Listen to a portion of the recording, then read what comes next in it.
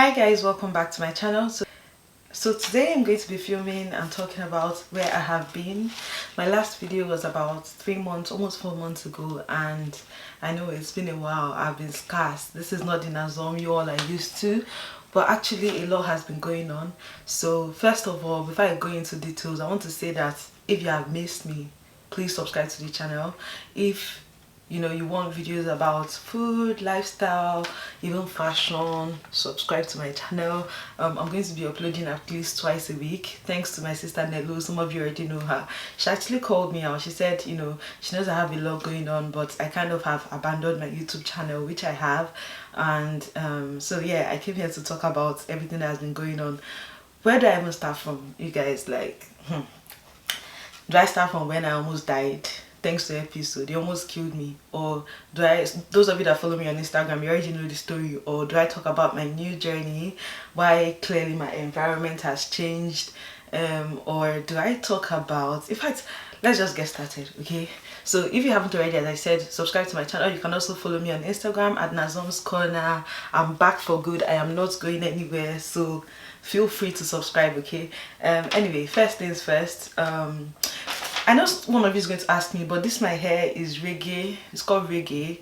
I made it in Nigeria when I went back for the short break. So as you all know, I was living in Abuja when I moved back to Nigeria initially, and eventually I started a food business. It was called Zombies NG. I was doing like lunch packs, catering. As you are aware, my hobby is all about food, and that has been my passion, for quite some time, just feeding people.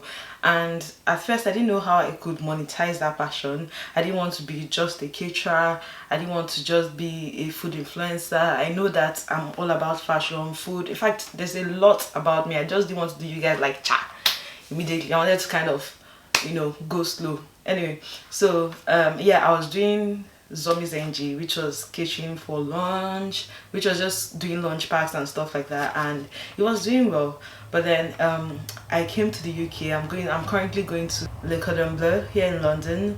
It's a cookery school, so I'm trying to get some certificates in both patisserie, that's pastries, as well as cuisine. I'm trying to become a professional chef, or just I want to open a food business. So I wanted to go and enhance my skills and see how I can come up with a business idea that you all need, as well as something that can allow me to creatively express myself with food. I think it's currently the idea that I have is going to be centered around Nigerian food, African food, but it's going to have like Asian influences, and it's going to be interpreted in such a way that is more visually appealing and exciting. I just want to translate Nigerian food in a new way, if that makes sense, and promote it internationally, so in a way that is internationally acceptable.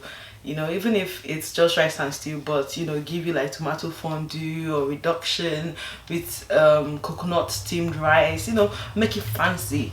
So you can expect some fancy dishes on my channel.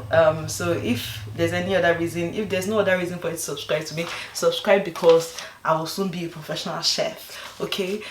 So yeah, you guys, in April I almost died of earpiece, and I think I was going from Enugu to Abuja, and a bed, as the plane was taking off, all was good and fine. I said my prayers, and all of a sudden we just heard one vibration, like it turned out that bed entered one of the engines. So immediately the pilot was like that we have to go back to safety, that we have to land immediately, that a bed has managed to get into one of the engines, and even though the plane has 2 engines, that we have to land, to avoid stories that touch. Obviously everybody was like, it's better we are safe than sorry you. And that's how the plane went back to Enugu airport, and we landed. And it turned out that there were so many people on that plane that needed to get to Abuja, like all these government officials and whatnot, and they told us that they were going to call some engineers to check out the plane, and that when the engineers come and the engineers give the go ahead or they fix the problem, then we can get on the plane back to Abuja. And then I went back home because my family live in Enugu, and all of a sudden we got a text that we are taking off again. This was just like 2 hours later. I was even shocked. I was like, earpiece, they're on their A game, this one that they've already solved our problem like so quickly, And then yeah, I left. and I went back to the airport. We took off, and thank God we landed safely in Abuja. I know it seems like I'm exaggerating, but you guys, when I heard that boogie boogie, I honestly thought that the next thing was death. I already made up my mind. I said, God, thank you for the lifetime you've given me. I pray to God to forgive me of all my sins, you know. And then that was first one. Fast forward 3 weeks later, I was going again, I think from Abuja to Lagos, or Lagos to Abuja, one way or the other. And then we took off. Everything was all and good. It was going well. All of a sudden, the plane kept dropping. You know how you're in the plane and suddenly you just... I was just like, Jesus, is this how I'm going to die? Honestly, I imagined my obituary, you know. I was like, is this the end of me? Is this what my life has come up to? I was like, God, I thought I had so much to do. Like, I thought my future was going to be bright. The pilot now said that, you know, we're experiencing very extreme turbulence, that the weather is very, very bad. And so we are going to land in Kaduna first. I think I was going to Abuja from Lagos, yeah. We're going to land in Kaduna first and then wait for the weather to get better. That's how we now landed in Kaduna. We waited for about 2 hours inside the plane. You guys, it was raining heavily. You could not even see what was in front of you. And then thankfully, last they now said that we can go to Abuja. So plane that I boarded around 8, I ended up getting to Abuja around 12. Just imagine. It was really scary, and this happened 3 weeks apart. I shared this on my Instagram and people were like, it's like get peace to kill you. But honestly, I feel like they handled the challenge as best as they could. I didn't die and I'm grateful. But after that accident, this gave me a renewed purpose. Like I wanted to do more. 1 month after that, I came to the UK to Codembler. I'm lucky enough to be able to go here. Like honestly, I just think my parents, they've done so much for me. But I'm doing this for you guys. Your girl is about to become a professional and I've been learning so much. I thought honestly that this would be business. I thought it would just be, you know, since I really like cooking, it would just be cooking, cooking, and more cooking. You guys, they didn't tell me, nobody warned me. It was basically worse than even when I was cooking for zombies to sell in Abuja. It was like I'll wake up by 6 o'clock and I'll be coming back around 7. I'll go to bed by 9. Basically, from 6 to 6 on most days, I was cooking. You know, first of all, you have a demo. They teach you what you're going to cook, if it's for cuisine or if it's for pastry, and then you have a practical. Sometimes you have another demo or a technical class like wine, like learning about wines, menus and stuff like that. But the good thing though was that I must say it was an experience that I thoroughly enjoyed. So it wasn't as much of a chore, it was just physically draining because sometimes you're standing for 3 hours, and mind you, it's not even like university. You cannot miss. If you miss, they kick you out and you cannot get a certificate. I've already gotten my basic certificate, which shows that I've learned a lot of things about cuisine and pastry. So I will attach some of my pictures here, like the creme brulee that we made. I learned how to make a sugar cage. I learned how some fancy terms as well, like instead of saying slicing onions, I'll not be like, did you sizzle like the onions or shallots? Or I'll be like, can you hash the garlic for me please?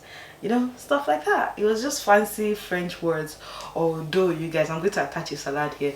The day we made this salad, I was really wondering, like, why on earth am I in this school? Is this what I came for? But one thing they told us was that, you know, you have to focus on the techniques. All the recipes they are teaching us is not about the actual recipes, it's about the techniques you use to execute the recipe. Like one day we spent 3 hours cooking, dressing the crab and making a salad for it. This is a picture of it, or I'll see if I can find the picture and attach here. Guys, I kept wondering, when am I ever going to do this in my life? And the chef said, yes, probably. We are never going to do this in our lives, but the amount of techniques we've executed doing that is what it was all about, you know. And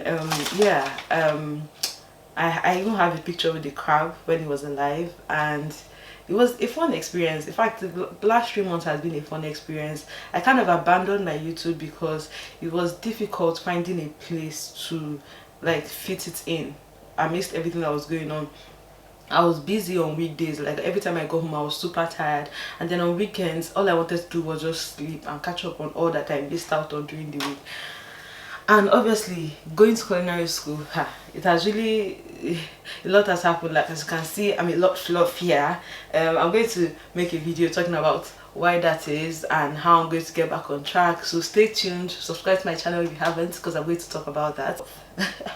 As you know me, it's something that I've always had a challenge with, and I'm going to try and fix it.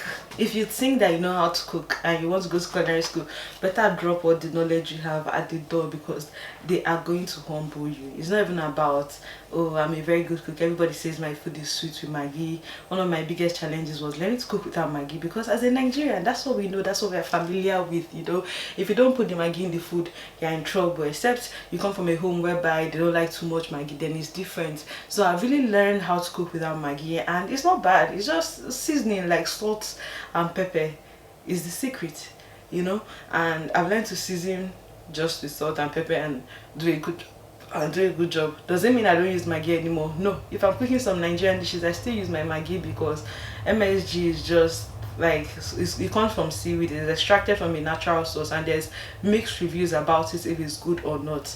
I can do a totally different video on MSG's benefits, or it's the arguments for and against MSG. I don't want to get into it in this video, but yeah, this time around I have 3 months left. I'm going to be here till December, and I've made a plan on what I'm going to be doing for YouTube. So if you have any suggestions, please drop it down below. I really appreciate it, you guys, because your girl is at a loss, and I'm back for good. Like I promise, I'm back for good. This one is not stories. That I learned how to make shortbread, I learned how to make meringues, I learned how to make bread from scratch.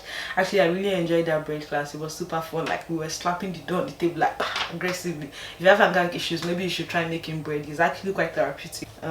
One of the funniest thing was, every time we made a lot of meat, so like lamb, steak, and it was always medium well. I like my meat medium well as well, because I was open-minded enough to try it at a restaurant, and I realized the meat was much softer than when the meat is well done. You all know that most Nigerians like their meat well done. So when I posted pictures on Instagram, a lot of people messaged me telling me I should not come back to Nigeria sick, or I should not come and die because I'm going to culinary school, or that I should please cook the meat well, I should eat well done. Some people were even insulting me. But if I cook the meat well done, they would have marked me down past that. And yeah, please just let me know in the comment section, do you like your meat well done? At first though, it was scary, because I'll be wondering, how can I eat meat that still has blood in it? But you know, I survived. I ate it and I survived, and I realized that the meat is much more soft, nice. You know, you really enjoy it. Like, hey, why are people coming for me? I made choux pastries, like eclairs. Eclairs are basically like pastries filled with pastry, like a puffy pastry filled with cream, a pastry cream infused with vanilla. And pastry cream is basically a custard, and then we flavored it with coffee extract, and it was topped with coffee extract flavored fondant.